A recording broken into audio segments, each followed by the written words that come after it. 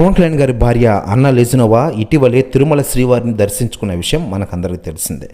మొక్కులో భాగంగా శ్రీనివాసుడికి తలనీలాలు సమర్పించుకున్నారు అన్నా లెజినోవా గారు.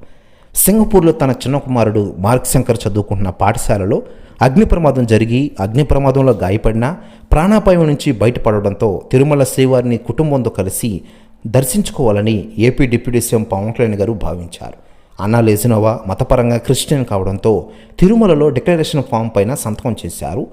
గాయత్రి సదనంలో టీటీడీ ఉద్యోగుల సమక్షంలో డిక్లరేషన్ పత్రాలపై సంతకం చేస్తున్న విషయం మనకందరికీ తెలిసిందే.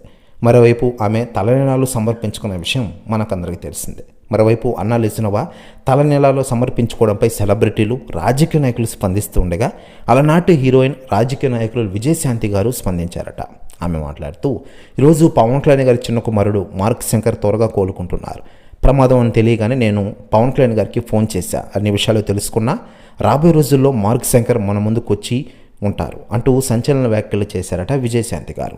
ప్రస్తుతం న్యూస్ కూడా తెగ వైరల్ అవుతుండగా మరోవైపు అన్నా లెజినోవా తలనీలాలు సమర్పించడంపై బిడ్డపై తల్లికున్న ప్రేమది, దేవునిపై భక్తి కూడా అంటూ సంచలన వ్యాఖ్యలు చేశారట విజయశాంతి గారు. ప్రస్తుతం వ్యాఖ్యలు వైరల్ అవుతున్నాయి టోటల్ ఆంధ్రప్రదేశ్ రాష్ట్ర రాజకీయాల్లో.